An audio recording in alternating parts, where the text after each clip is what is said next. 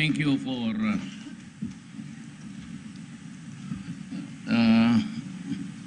Executive Secretary Salvador Binjaldian, members of the Cabinet, members of the different women's sector groups, fellow workers in government, my beloved countrymen. Medyo mahaba ito ng konti because alam mo, sa totoo lang, ang nanay ko maranaw. Pero tanan nawala sa sa iligan talaga tumira ng tagal.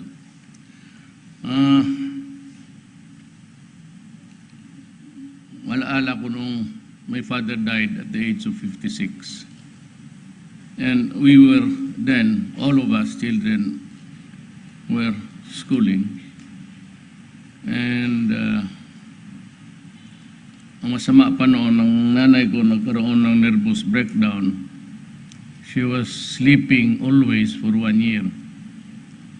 And nagkautang-utang kami. But when she finally recovered, she had to look for the money to send us to schools. Ako, nandito na ako sa San Beda noon. And I said to my mother na, Mama, dito na lang ako mag-aral sa Davao. Kasi medyo kulang. Sabi nanay ko, sige lang. But to have the little, ang medyo may pera kasi, nanay ko. Tatay ko, politiko lang talaga yun. Walang pera yun. Was my mother even financing the first yung election niya? Halos kanya lang. Yung negosante yung lolo ko, ay naiwan sa kanya ng konti. Hanggang dahan-dahan, nung maubos na, at least nakatapos na kaming lahat. And I became a lawyer. That is why I went home and never practiced here in Manila because sabi ko magtulong na lang ako doon sa manggahan namin. So, kawawa kasi yung nanay ko. So for that alone, sabi ko nga yung rokos nila dito na libingan ng mga bayani,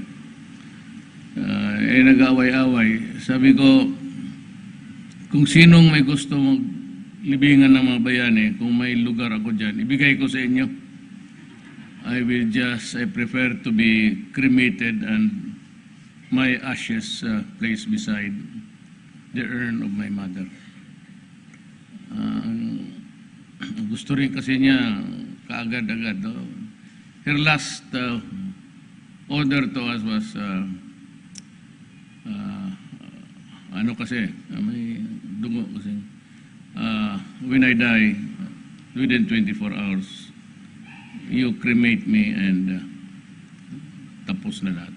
So she died at 3 o'clock in the morning, halos dawn na.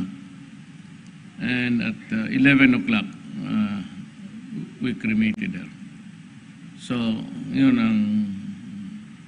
and the sacrifices that she has to endure because she was working for all of us. That is why I'm not trying to marginalize my father, but I've always been close to my mother kasi siya lang yung who stood by me. Lahat I finished high school, 7 years, kung saan-saan ako. But my sorrow really is that makita lang naman niya sana ako naging presidente. But of course, alam ko na hindi rin siya maniwala. Pati nga ako, kung manalo. Alam naman ninyo, whenever ka mga PRRD, ilan lang ang governor ko. Nandiyan nakita kami kanina, we had this command conference meeting. Kita ko tapos yung si Obet, pati si Aimee. Yun lang ang Marcos ang nagsuporta sa akin. And sana kung buhay pa siya, di mas maligaya siya lalo. So sabi ko sa hindi umabot ang nanay ko. But inabot na niya na mayor na ako. When everything was not everybody was not everything to all na ano ang mangyari sa buhay ko. Baliwala ka ganun. It was my mother na who had faith in me. At hindi siya nagkamali. Though 75 lang, pero dumating naman ako sa lugar na ito. Okay man pala.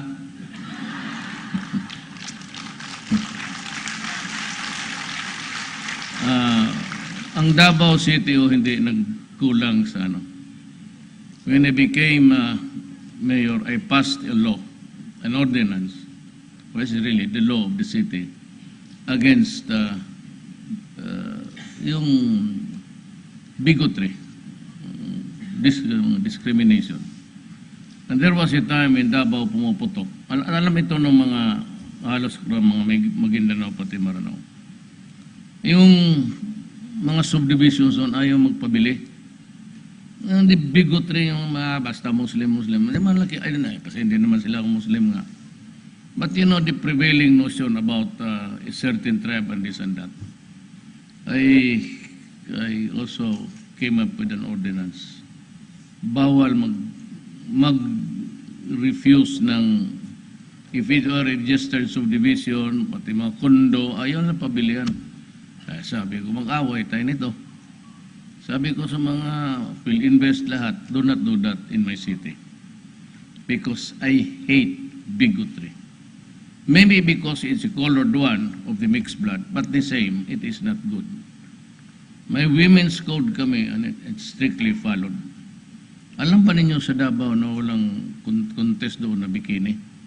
Yung mutya ng Davao o Kadayawan, yung para sa mga the fiesta for the Lumaj and the Moro community doon sa amin ay binawal namin sabagay mga babae, walang bikini, no swimsuit, short pants lang pati blouse. Yun ang standard doon. Walang, lalo ang Sinday hindi pumapayag ng ganon. Talagang walang display. Ang makita lang ninyo, maybe objectionable to you is yung pabiro ako sa babae. Ganon talaga ako. There was this attack against me about holding the hand of a woman na struggling. Tapos there was an item about us. Actually, sa ayaw man niya at sa hindi aminin man niya, talagang kasintahan ko siya noon. Ang ginawa ko kasi, magkatabi kami. Yung warm na brown na pag ginalaw mo mag-ikot, yung mag-curl, bigla. Kasi gusto ko nilang sa kamay niya, tapos sabi ko wala man akong sing-sing may bigay, ito lang, ito, nilagay ko sa kamay, pabiro ako baski sa publiko. Ganoon talaga ako, pati yung mag-speech ako, yung formal, mahaluan ko talaga hindi naman ako nagpapatawa, pero I usually veer. That's why I do not read speeches. Meron dito sigurado. See? Pagkatapos nito, buong araw kayo naghintay, in 1 minute, uwi na tayo. But I cannot, you have to know what is in my heart. When I was running for the presidency, kukunti lang yung promise ko sa inyo. Ma'am, Madam Acosta, Congresswoman, hello. Sabi ko, walang korupsyon. Siguro ninyo talaga, sa panahon ko, walang korupsyon. I have fired, although silently, kasi ayaw kong yung iba patapos na pa-retirement na may mga anak na doktor, bakit mo pahiyain? So sabi ko lang, you just resign quietly. Walang rokos. And even a guy who was with me since 1988 when I started as mayor, all the years magkasama kami. But for one simple, sabi ko sa cabinet members, even a whiff Maski kunting amoy lang, whether or not totoo hindi, you go. And for those who cannot follow my orders, noon sa cabinet, mga cabinet member, NEDA is very famous for that, or the infamous, to take follow up about siguro 1 year, 2 years. Kaming Davao City is a simple commuter train. Wala talaga nangyari. Nobody was working at it, and I just don't know why. But itong indolence sa gobyerno is one of the causes na a form of graft because you are paid and you are not doing anything about your job. So dito sa cabinet ko ngayon, if you have something, a business or what, it's 1 month. Kima Defense, Kima Trade, Kima Justice Department, 1 month ilabas ninyo. Ang mga direktor sa probinsya, ito yung, hindi naman lahat. Hindi ko naman nila lahat. Pero that's why the public are really at a loss. Kung paano nila, how they can, catch up with the timetable, yung maturity ng pambayad na hiniram nila. So the directors are really forewarned. Hindi lang warned kasi tapos na na you have only 15 days. Lahat ng papilis na dumaan sa inyo, you have 15 days, BIR, custom, whatever. Ilabas ninyo yan kaagad. Walang follow-up dito sa mga director. Kasi itong mga ibang director, sinasabi ko man di lahat, yan minsan wala sa opisina, wala kung saan, and they seem to be privileged of absenting as if it was really a privilege. So yan ang palakad ko sa gobyerno na I'm moving because I promised you first, I will stop corruption. There will be no corruption na yan. Wala talaga. Ayaw ko. And you can look for the records of anything. I do not allow business applications or papers or documents sa table ko. Every cabinet secretary is empowered to, just bigay mo kung anong kailangan at wala nang chat-chatan pa dito sa, just go ahead. If it is for approval, approve it, and then implement it sa inyo lang. Huwag ninyo ang akin appointments lang on other matters of, especially national security matters. Walang. I do not claim any allowance. Wala akong pinirmahan na isang voucher. Hingi ako ng sweldo lang ako.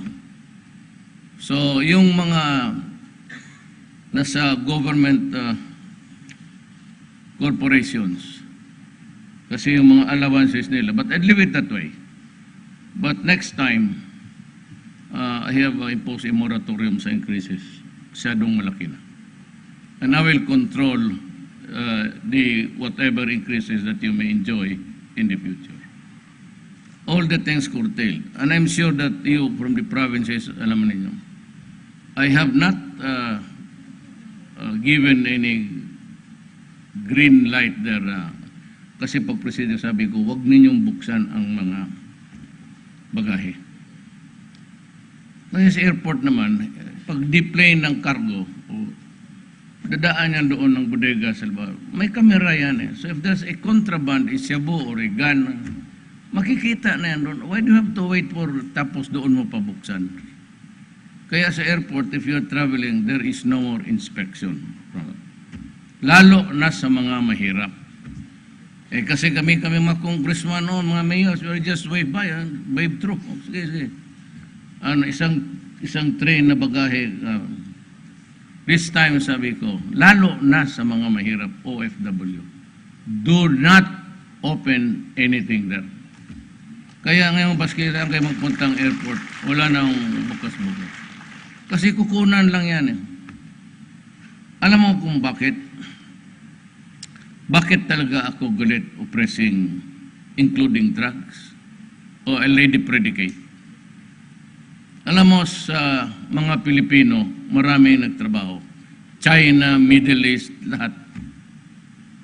It is not news to us na na-rape doon, tumalon doon sa ikapalapag ng whatever, suicide.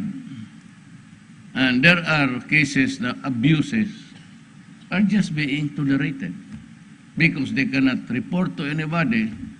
They might as well just bring with them wherever they go yung pills para hindi kayo mabuntis. Otherwise, pagdating dito, mga anak dyan sa toilet, you know, yung sa drugs, pati yung corruption. Itong mga tao na ito, the husband is working in one country. The mother works in another country. Once a mother gets out of the family circle or the father, that family becomes dysfunctional already. Naisipin mo naman kung ang dalawa na wala. Maliliit pa ang mga anak because they have to go out to earn money so that they can send their children to school. Kasi sometimes they endure abuses, sexual pati lahat na. Nilulunok nila yan para makapadala lang ng pera dito, makapag-aral ang mga anak nila. Tapos, diremit the money, thinking all the while na yung anak nag-aaral o that the daughter is safe, only to find out after all of the sacrifices and indignities makuha nila. Yung anak nila nalulong sa droga, yung isang anak nila na rape o ano. That's the rage inside me. Kung ano-ano na lang gawin ng mga magulang para ang mga anak natin makapag-aral and someday hindi man tayo mayaman, yan ang magbili ng medisina mo, yung oxygen mo, pati yung hospitalization. Kaya dyan ako galit sa mga drogista, pati yung mga korap. Putang ina, papatayin ko talaga kayo. Huwag mo akong...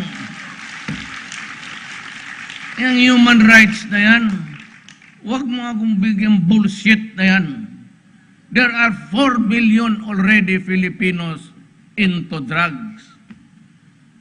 And even the forensics of America says that constant use of shabu will shrink the brain of a person.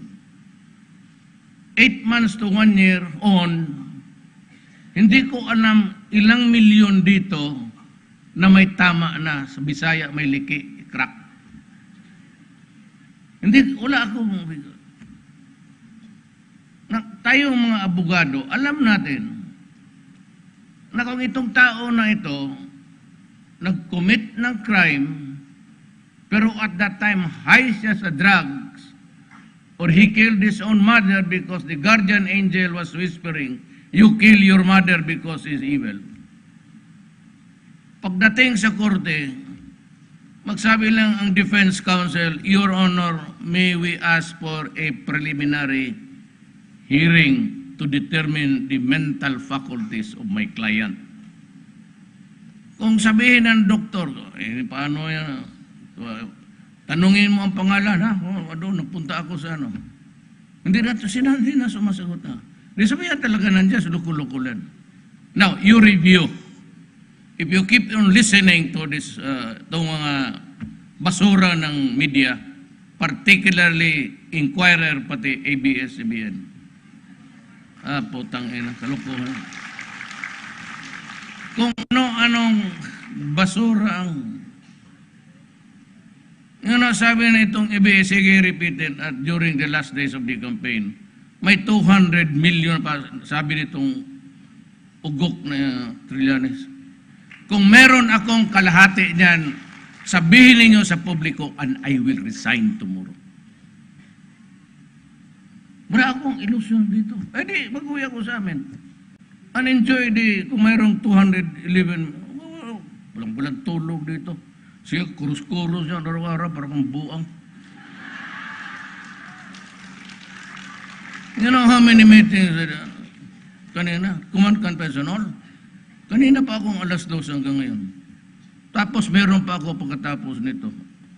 Then I have to review again because I give it a briefing because I'm going to the Middle East, Saudi, Qatar, pati Bahrain.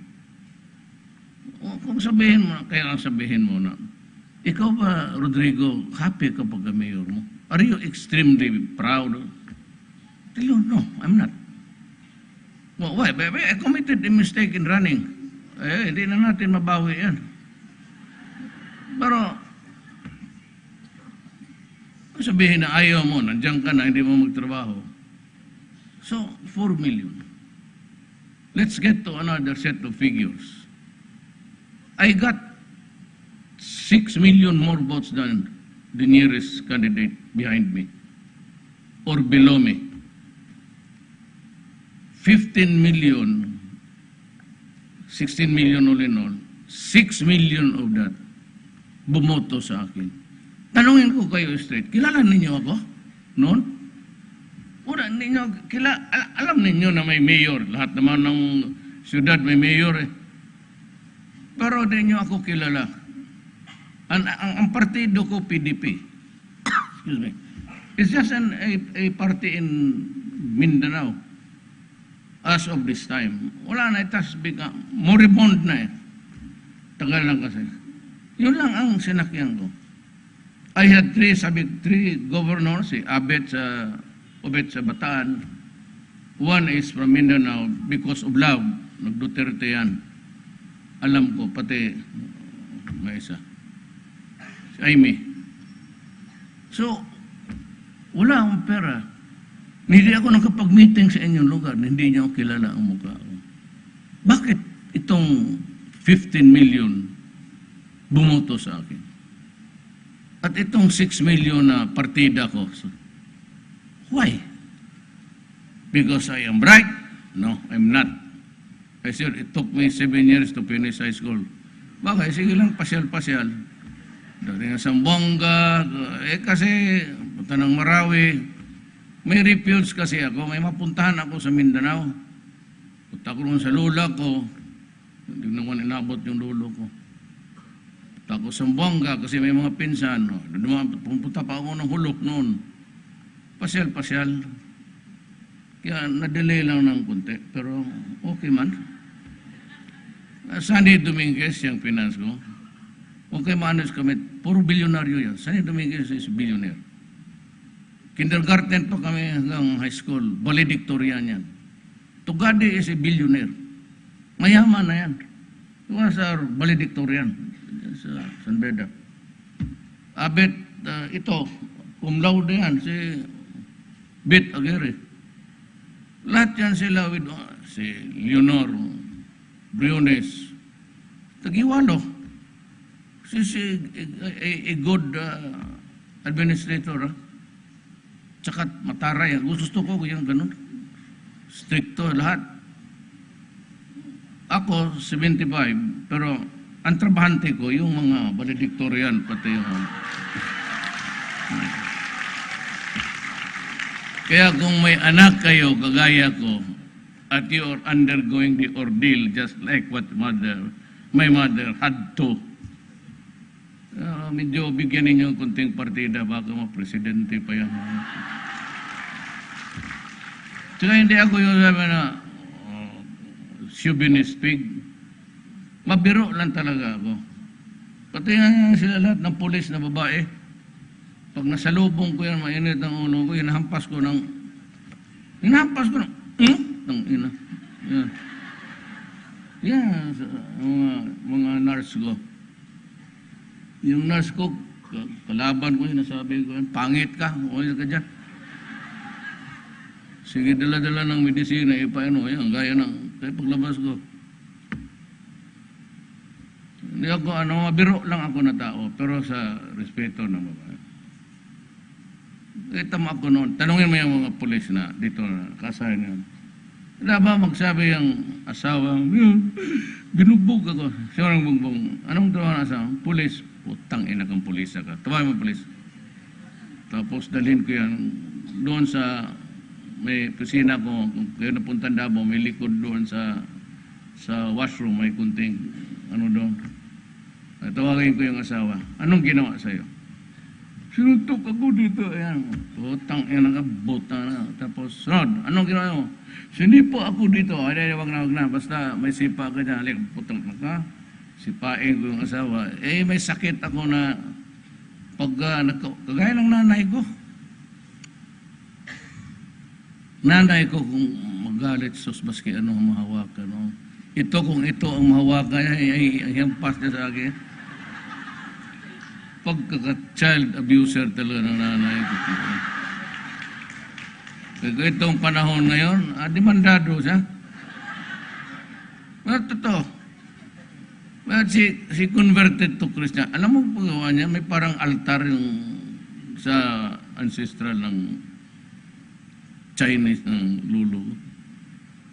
Mga na-convert ng Katoliko. 3 times a week nakaganon ako dyan sa altar nakaganon. Si Kristo noon nakaganon pa. Parang, Father, forgive them for what their sins are.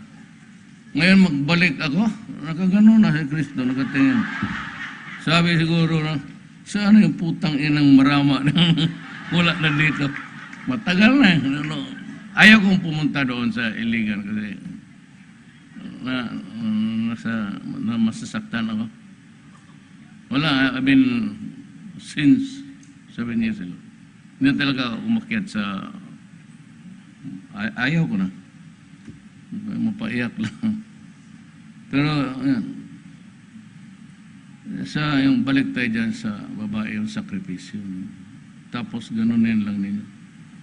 Sabi niya ng pare, itong mga putang inang iyo na to, sabi na, pinatay mo 10,000. Putang ina, karami naman. Isali mo siguro yung baboy na pinatay dyan sa slaughterhouse. 10,000. Pero ako sa mayorship ko, for the 23 years that I was mayor, 600 meron, over the years. Pero yan ang order ko nga. Klaro man.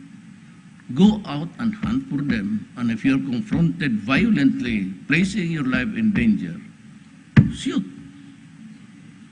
Ayaw maniwala. Hanggang ngayon, bakit ako na extrajudicial king, let's check, bakit ako ngayon continue to lose 3 soldiers, 2 policemen? Nag-average ako ng 4 araw-araw. Yung pag-raid, pag-serve ng warrant, barilin.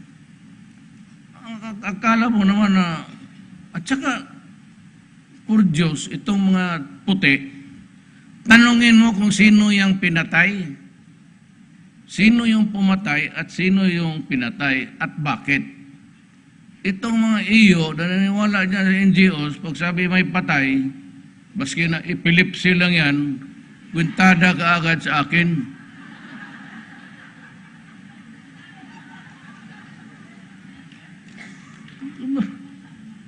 Luko-luko. Tingnan mo, ang latest communication nila. Totoo yan. Sino may hawak no? Ang suggestion ng EU, sabi ko, come here and we will talk because I want to slap you. Ang suggestion nila, magtayo ako ng mga clinics around, kagaya ng ibang countries, at magbigay ako ng shabu, cocaine, pati heroin, kagaya sa Holland. Adi, naloko na. Kung magpagbili ako ng ganon, na maraming magnegosyante dyan, Batanggenyo, Maranao, mag-side bet na yan, sige, huwag ka na pumunta dito lang, mas mura. Hindi ko talaga maintindihan yun, Amerikano.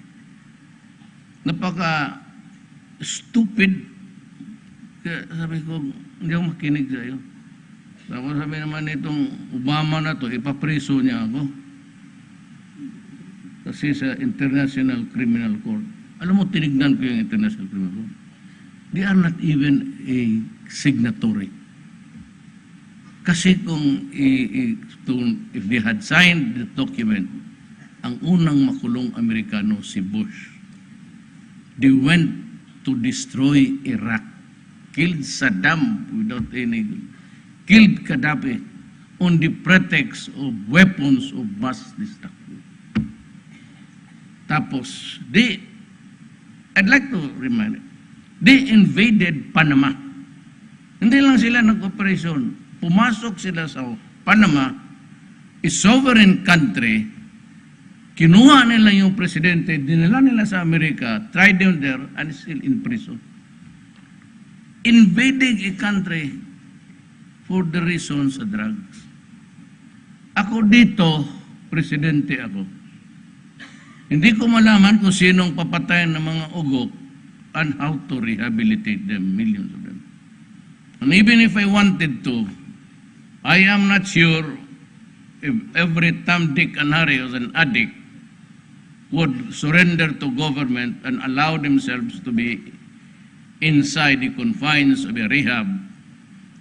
Kaya nga kailangan mo ng korte, deprive of their freedom, and you have to secure the court order for you to be placed behind bars or treatment even behind bars.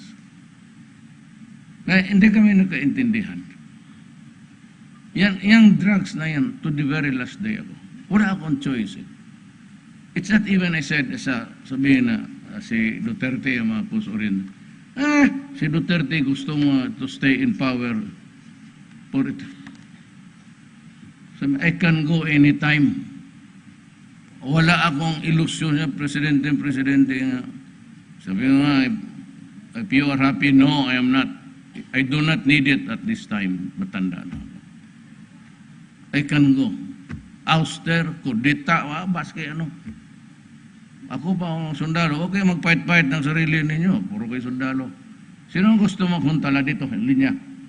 I, General, now a member of junta. I will solve the problems of the country. O sige. Inyo na.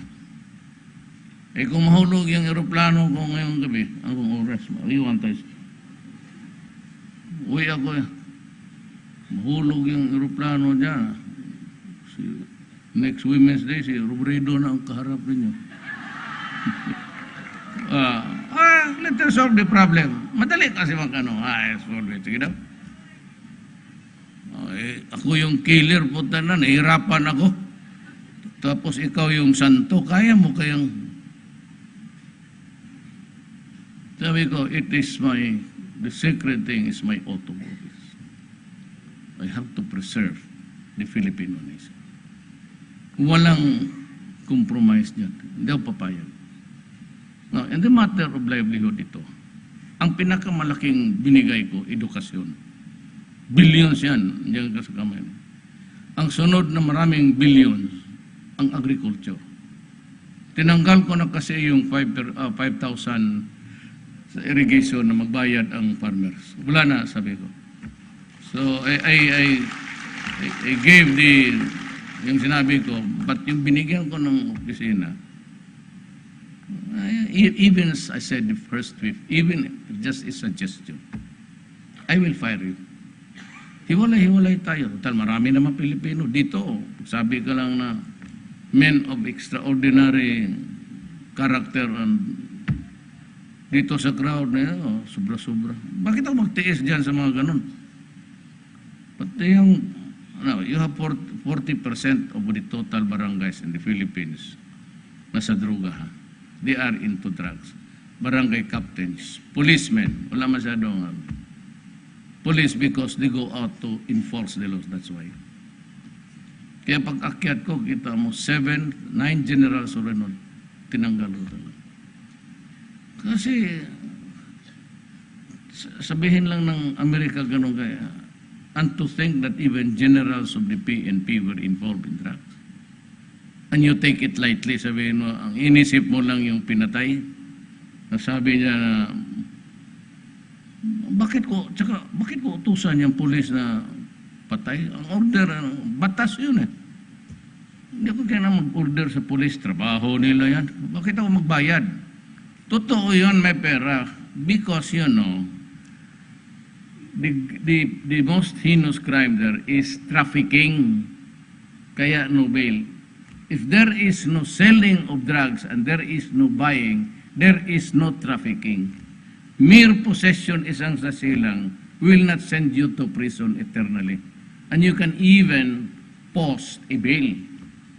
Pero itong maramihan, kaya baski maliit, basta changes hands, pera na, it becomes trafficking. Trafficking of drugs, parang buy and sell ng drugs, yun ang mabigat. Kung hindi mo nang bigyan ng pera yung mga buang na yan, anong gamitin nila doon na pagbili? So, tama yung sabi nila, but I do it dito yun, sa command conference ngayon. Oh, yan o. Sabihin mo, nagbibigay ako ng magkano? 100,000? Di ako na lang magpatay. Kunin ko na lang yung pera.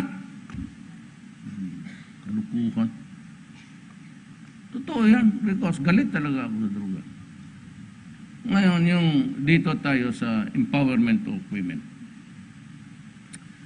May pumapasok na ang pera ng China. I think I made the correct decision to change course. Kasi nakita ko, lahat ng banana namin sa Davao, pomelo, pineapple, nababara. Sabihin ng China, gano'n ang gano'n. Sabi ko, bakit ito? Nung napresyo ko, I will go to China. Tapos punta ko doon, sabi ko, what's wrong with our products? We're up to the standards imposed by you. Gano'n. So doon ko nalaman. Kasi yung nireview ko, nagda-dovetail tayo kung anong saan yung foreign policy ng Amerikano. Kaya mulis ako. Pero ayaw ko na dyan. Tapos sabi ko doon sa China, I come here in peace. I want to shake your hand. Or just to find out what's wrong with our product because you have stopped buying. Hirap kami sa Mindanao. Kaya yung mga saging pinapakain na lang doon sa pigiri. So, sabi ko, wala man akong... And yung arbitral ruling, sabi ko, arbitral ruling says that China says ours. But I will not impose on this document today.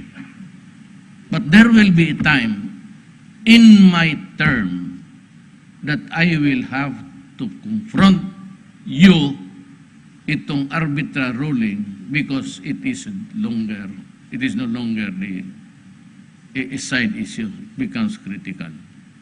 When is that? When they try to excavate the minerals and the resources in the bowels of the sea na atin. Sabihin ko sila, amin rin yan. So please do not forget us when you start exploiting. Kasi dalawa tayong claimant. Kung magsabi siya hati, mas maganda na. Bakit doon ako makipaghira doon? Ito lahat, ipapatay ko? Wala man tayong laban talaga. And besides, ang new front of the war would be Palawan. Just about 20 kilometers. Diyan ang bakbakan. And they will bomb Palawan because nandyan yung mga equipment ng Amerikano, pati yung mga bala nila, pati bomba. Diyan sila nag-stockpile. I would be a very stupid president if I place the lives of the Filipinos in jeopardy. Kaya ako pupunta lang. So ngayon, okay na. Banana has been restored 100%. Ang pineapple, kasi wala nagtanim, kasi hindi na binibili. Ngayon, nagtaniman naman. So we're hitting the 60, 70. Medyo normal na. Sabi ng China, pakabait naman ng China. I'd like to thank China for just this humanitarian gesture. Sabi niya, you can sell everything to us and we will buy. You know, China is a country which is really frigid half of the year. Kasi snowman, like Russia. So I'm going there to Putin, tell him also that I'd like to open a market in the Eastern Europe. ang gateway going ko siya, sabi ko, I want to trade with you. Sabi niya, we'll talk about it, go to Moscow. Nakausap kami ni Putin, pati ni Medvedev. So, okay na tayo. Ngayon, may pera na. Why am I talking here? Because they're interested sa small and medium industries. Simon Lopez, I know this here, he has been $100 million. Pinapahiram na niya. Kaya kayong mga marunong yan eh. So I'd like him to talk about it. But all the money, yung grant na binigay ng China, will go to the people. Yan ang maasahan ninyo. Kaya tapos, itong si Jack Lam, na gusto kong patayin, pero nakasibat. You know why I ordered this arrest? No specific charge, but he was there in Clark. When he was talking, was saying that everybody was in his pocket. Eh, nabasa ko yung brief. Lulusot yan si intelligence. Putang ina itong gago na ito. Lam. Eh, ang lulo ko, Lam rin. May Chinese grandfather. Eh, Lam yun eh. Hindi ko, arestuhin mo. So, I called the NBI. Sabi niya, anong charge, sir? Walang charge, sir. Basta, kung maghingi ng charge, patayin mo. Yun ang charge. Charge to experience. Hindi, check kayo. Now he has offered to pay 888 installments. 8, sabi ko, no. Sabi ko, give it to me at once. Because as I have announced earlier, I will build a hospital sa Basilan worth 1 billion, Hulo, and Mary Johnston. Diyan sa, sabi ko, do not give me the money. You give the check direct to, I will ask the army to do the building. Kasi wala mo magpunta doon. No, kasi nakikita rin kasi ng mga muro, mga tausog na, bakit kasi pinotol natin yung barter trade? This would have, kung pinapag-aralan lang ng finance people, it's Dulay and Dominguez and Pernia. Pag magkaisa yan sila, I will restore the barter trade sa Hulo. Kasi yung barter trade noon, nandoon pa yun, walang gulo, walang abusayap, tinanggal bigla, o kita mo. Eh siyempre, kung walang makain, tinitira nila yung, kala nila siguro, ito yung mga tao, no, deprive them of their business. That is why. Wala silang mapuntahan. Yung sa Basilan, but Office of the President. Gusto ko Office of the President. Kasi pagdating ko sa inauguration, makita ko clinic, hindi ospital. Ay nako. Kaya ako mismo I'll use the engineer sa army. Bigyan niyo ako ng building na tsaka kasali na ang dyan. Sa Sulo, Hulo, meron naman tayong MRI, meron na. CT scan. Ito, kumpletuhin ko rin itong dalawa. You know, the state of the art now is ganito. Kung anong makita nila in Discovery, wala mo masyadong expert doon. Kano talaga yung resolution ng kung ano yung kulay ng tumor mo, rin ang kulay sa parang Polaroid. Then you send it to DMC, naka-assemble doon ng mga, yung pinadala natin sa abroad to study. Nandoon yung mga neuro. They will just take a look at it. Yung MRI, then sabihin na cellphone na, dito yan ang gawin mo, dito ka pumasok. Hindi naman kailangan padala pa tayo ng, para bang, ito na yung gira, pero nag-warning rin ako sa kanina na stop the slaughter of innocent people. The last ang nabasa ko yun sa Iligan ba yun o Marawi? May isang pamilya na Moro, driver ang asawa tapos yung dalawang bata tapatay. And also dito sa nilagyan nila ang Sambuanga ng IED. At dito naman sa mga warlords, dito sa lahat, dyan sa Davao, do not force my hand into it. Sabi ko sa kanila, I beg you, do not force my hand into it. Kasabi ko, hindi ako maggamit ng papel ng martial law by virtue. It's there to preserve and protect the Filipino. Yun lang gamitin ko. Pag nag-martial ako, tapusin ko na lahat. Pag nag-martial law ako sa Mindanao, bantayan ninyong baba ko. Tapusin ko na ang lahat. And I will ask, what ails this island? Wala akong, tatapusin ko. Ano pa bang problemang iba na gusto mong yariin ko? Tatapusin ko talaga lahat yan. So, kayong nakikinig in Mindanao, all the drug lords, all the warlords, all the terrorists, pag ako ang pumasok, tatapusin ko talaga lahat. It could be whatever, basta tapusin ko para wala nang, so that what ails Mindanao, wala. I will finish everything. So yan ang mensahe ko doon ngayon rin dito. Kasi nga yung mga babae, so you receive mga usually niyan na nakita ko kay Ramon with 500. But you have to attend a seminar.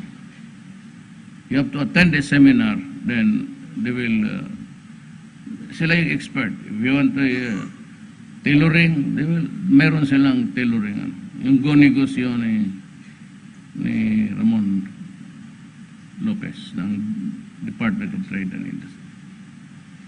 Yun lang ang women, maraming babae sa ano ko. Lisa, si Leonor, Tagiwalo, sino pang isa? Si Briones,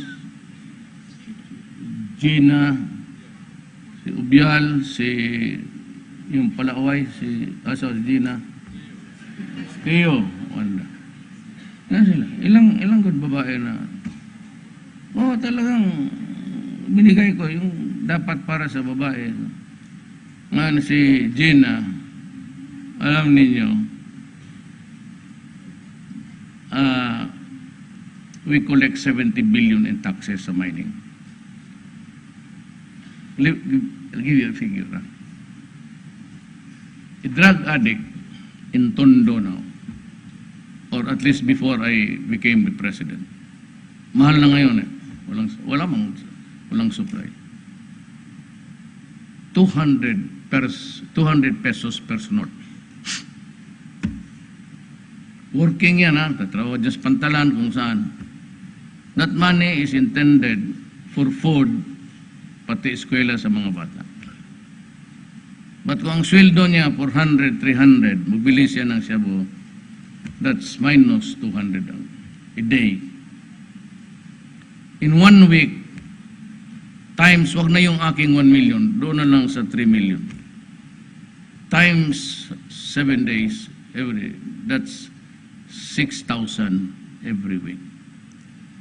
Times the contaminated Filipinos of 3 million, that is 18 billion a week. Times 12 months, that is 216 billion a year. Kaya kayong may pera, I'll ask you,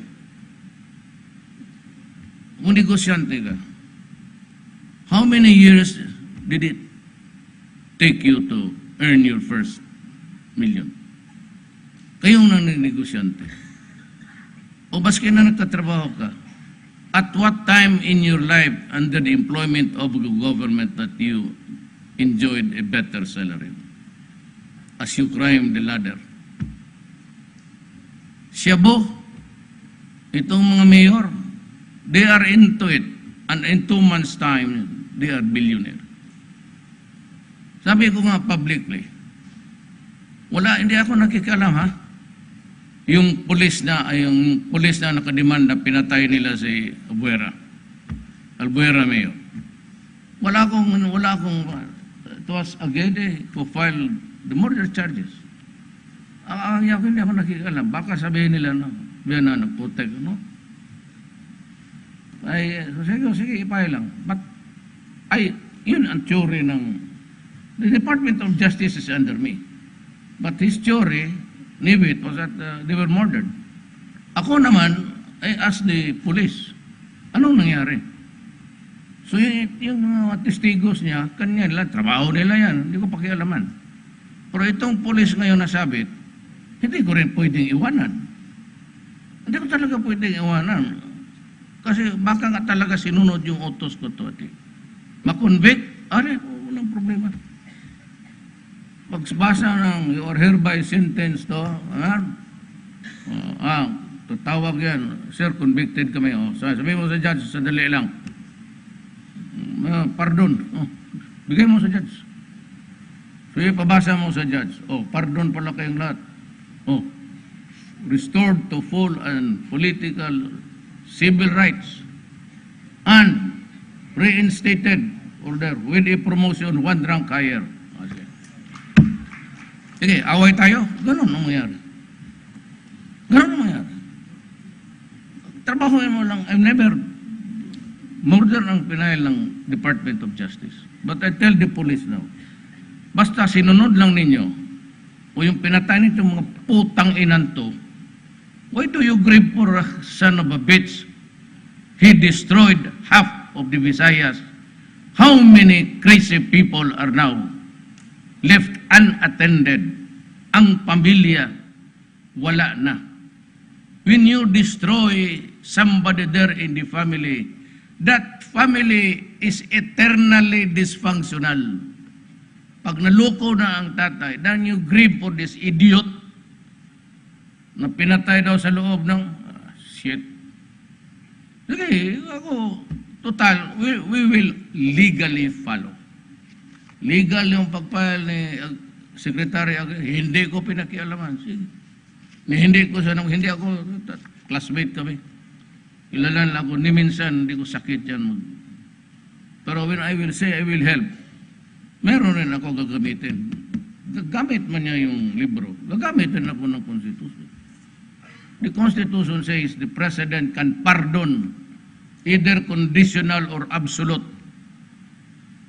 a convicted criminal or grant amnesty with the concurrence of Congress. Yan kung marami, kung rebelde magkaayos kami, baka lang magkaayos kami. Wala naman kasi tayong problema sana. Sa panahon ko, I was really dreaming of talking to the communists kasi nag-uusap naman talaga kami. Hindi ko naman dininay na leftist ako. But nga as presidente ako, ibang istorya na yan. So I'm talking to the communists. Am I okay sila? Nur Miswari is also waiting for the right time. What's bugging the country? Drugs and terrorism. Wala na sana. Kung wala na terrorism, drugs, heavy na tayo. At least. Pero, yun, itong pumasok na terrorism, isa rin yan.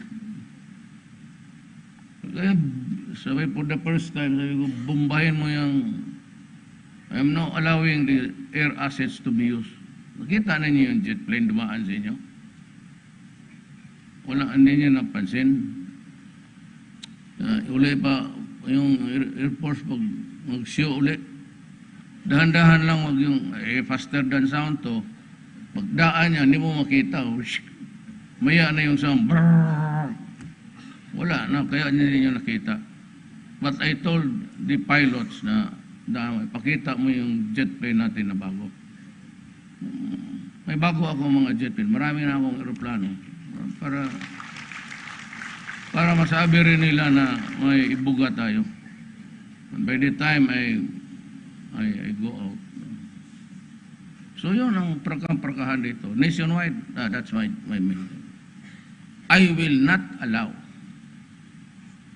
any military or police personnel to go to jail for doing their duty. Ito, hayaan mo. Kung interesado ako na i-corrupt ang system, sinabi ko na sana kay, hanapan ng paraan dyan. Sabi ko, sige, imbestihan mo. So, nandyan na. O, file. Ngayon, Pagkatapos ninyo, ako na naman. Pardon. With the order, reinstatement sa kaniyang posisyon. Or promoted. O may promotion pa. Yan lang ang panlaban ko sa ombudsman, sa EU, sorry, slip down. Pati si Obama, like to just reminder some Congress that are practicing extrajudicial killing. And I'd like to mention, sabi ko, saba dyan, tumahimik ka nga. Go to hell. So, mas popular patuloy ako yun. Di ba? Sa most influential, wala naman kong na-influence. Hindi ko nga ma-influence yung Secretary of Justice ko. I do not influence people. Sabi lang, number 1 na daw ako. Ay, di. Ano, sekreto? Putahin mo lang yan. Putang ina ninyong lahat. Kung sabi nga ni Ping Lacson, ang birthday wish niya sa akin is for this time for Duterte to be a statesman. So nagbili kagad ako libro doon sa Abrisa sa Davao. Statesman. Si Lacson man ang nakikita ko dito, hindi man ako. Ikaw na lang mag-presidente sunod. Hindi talaga ako maging statesman. Frankly, I've never graduated to being really the president. Ang ugali ko, I remain to be mayor. Yung basta kung ano lang sabihin dyan, kala mo, nasa sabungan ka. Putang ina, pag ginalit mo ako, gano'n Kaya, kita mo, pagdating ko ng China, mayroon na tayo lahat. Sabi pa nila, if it does not pass our quality control, we will wash it for you.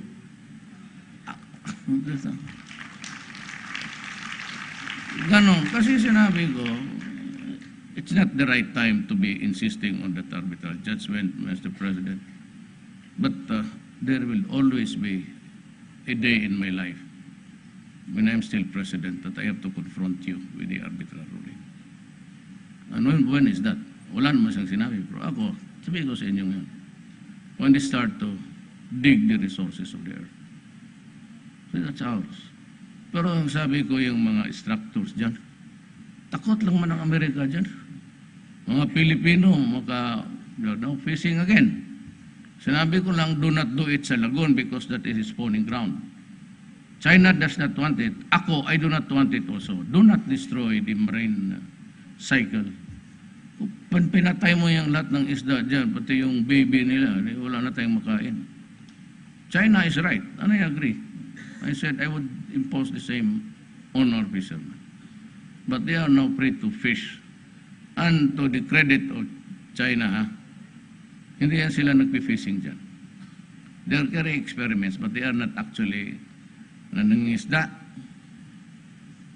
And I received word nung sa Binham Prize, pinag-usapan namin sa command conference kahapon. They explain we will not claim Benham rice. Benham rice on the right side of the Philippines. Part of the continental shelf. Ganon yan para maintindihan niyo. Ito yung lupa. Pilipinas. Hindi naman pagdating mo doon sa teritoryo, mahulog ka agad kasi puro mountain pa rin yan. In the olden time na covered. Yung continental shelf, yung nakatali, yung konektado sa lupa natin nandyan sa dagat. Submerged yan, din nakikita. That is the continental shelf. So anong makita naman yan? Para ba tayong presidente tayo Pilipinas, binigyan tayo ng fish fund ng yan, o EU yan. Yan ang ibig sabihin ng continental shelf. Yung pag ganun, tapos kantilado, sabi nila, hindi mo kaagad mag ganun. May bukid rin yan, mga mountain, ganun, pero covered na lang.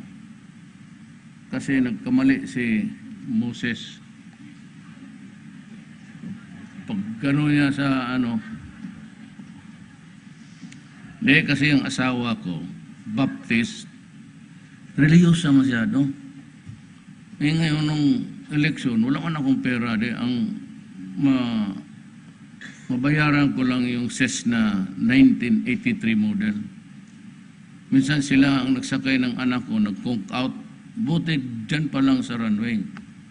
Ako naman, pag-landing ko sa naglanding, nawalaan ng brake, buti talagang mataas yung runway.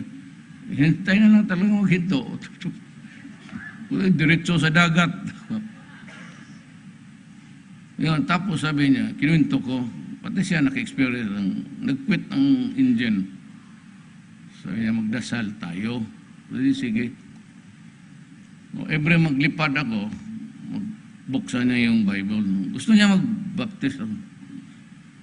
Tapos, basahin ko. And ganon. And Moses, ganon. King David. Tapos siya ang mag-Lord. My husband is going. Minsan pagbukas ko, nandoon si Saul pati si David. Ang puta nakalagay doon, 43 wives. So ayaw ko na niya.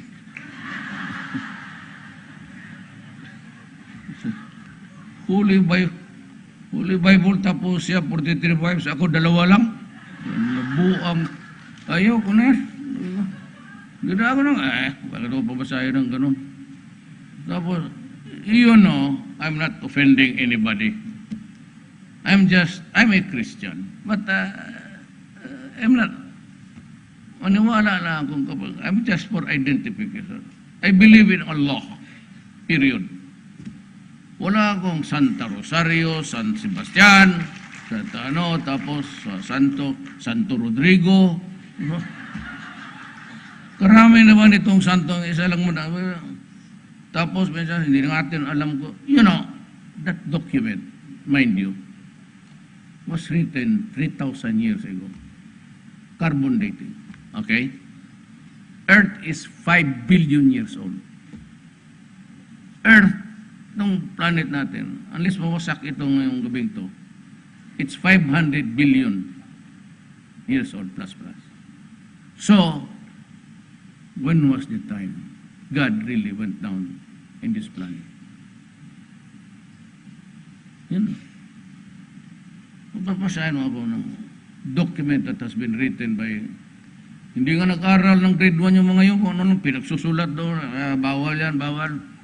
Loko na, puro bawal. Eh kung 3,000 years old, di ba ang ating, sa mga drawing sa mukhang unggoy. O, itong nanay pati tatay natin si Adaman mukhang unggoy. Mabuti na lang tayo kaya na-improve. Meron pa doon, and Moses went up to the mountains to get, pakialam sino may utos sa kanya magkakyat doon sa mountain. Ibigay mo lang sa akin dito sa baba. Makakaroon pa ako ng kalyo dyan. Kasi ang asawa ko talaga, araw-araw pinang-baptist. Sabi ko, wala mo. I just believe in Allah. Period. Huwag mo akong bigyan ng mga... Kaya baka makarma ako, mag-take off na ako. Pag nahulog yan, gago kasi nagyaw-yaw doon sa wala kanyan. Kaya tingnan mo, di nahulog. So, gaya nitong dalawang pulis ko. Mga major ito, pero pagkabali ng mga... Yang aeroplano, above clouds talaga yan. Ang clouds nandito lang yan. O kung mayroon mataas na nimbus, gaganon lang yan. Hindi yan magdaan ng ano. But if you notice, kagaya ng sa Mindanao, pagpalanding na, magulo ng aeroplano kasi yung mga clouds, those are really turbulence. Ang tawag yan, passing turbulence. Kasi na may umiikot yan ng mga hangin, sinusuyop. Kaya, pada si gravity, they're pulling them together. So, yun ang pag-uwi namin last time. Gumanon yung aeroplano. Kinalabit ko itong dalawang pulis, babae. Sabi ko, psst, thunderstorm eh. Kasi ang clouds, nagre-reflect doon sa yung blinker sa eroplano. May parang makikita mo yung blinker kasi parang mirror eh. Sabi ko sa kanya, "Psst, tignan mo, kasi pababa eh. Oh, thunderstorm yan. Kita mo, nakila to left and right. Tapos tingin niya sila. Tapos sabi ng major na pulis, nandito ka ba? Sabi niya doon sa nurse na pulis, nurse ko, kasaya sabi, hindi nagbibiro yan si Presidente. Kita mo, Clouds, huwag ganon. Sabi ko, ano yan? Sabi ko, nilamano ko. Sabi ko, Daphne, babay na lang ha.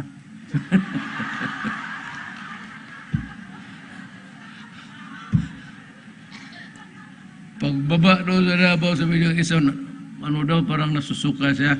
Nasusuka kay na nervyos ka, ayaw mong mamatay. Gaga. Kabalik nito mga po, ito sakay ng aeroplano. I-cloud siya pag mag-ganon yan. Be careful with that kasi makikita mo talaga, nagre-reflect yan eh. Parang mirror. So makikita mo yung ganon, blinker yan. Kaya kung ko sabi ko, may thunderstorm. Sabi ko, si Daphne. Si Daphne yun, sabi ko, halika Daphne, tingnan mo. Sa right side ako eh. Nandito sila. Sabi ko, halika. Tingnan mo piloto. So, bakit sir? Sabi yung piloto, medyo, kaluluhod lang nagkaroon. Kaya ako, sorry ha, nadamay ko kayo. See you in heaven. Kaya kayo mga babae, mabait man ako. Hindi man ako ganon, palabiro lang ako. Kaya yung ginagawa ko sa nurse, ganon. Ganon ang style ko. Basta may panahon ako magkulukuyin yung lalo na babae. Nululoko. See you in heaven pa. Putlang-putla yung isa. Nasusok. Talaga niya. Pag ang ano mo na disorient, yan. Pero hindi ako bad boy talaga. Okay, maniwala dyan sa intriga. Kilala naman yun. Kailan pa ba ako nagbastos ng babae? May anak akong babae. Palabiro lang talaga ako. Dyan sa picture, I will not tell you her name. Kung yan yung pinapublish nilang nakahawak. Kasi gusto ko mawagan yung sabi ko, bulate, yung gano'n na yung gumaganon. Nung nakita niya, tama ka na. Sige ka pa, English dyan, maraming NPA dito, mabaril pa tayo. Ganon lang ako, pero hindi ako yung sabi mo na, I do not oppress women. Piniro ko yun because kasintahan ko noon. Ngayon, wala na. No more. Patay, huli na talaga ako ngayon. Huli na ako simula.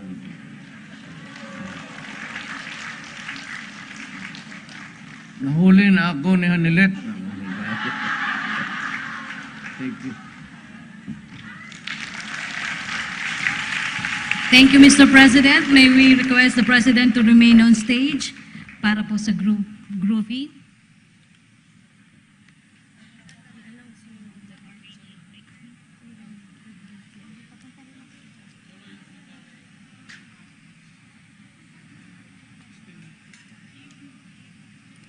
After po nung groupie, i-request po natin yung technical working group members to be with the President on stage.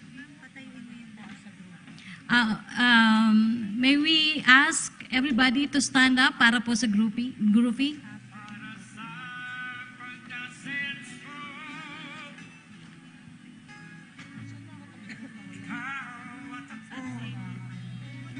Yung lahat kay Rodrigo Duterte para sa tunay na pagbabago.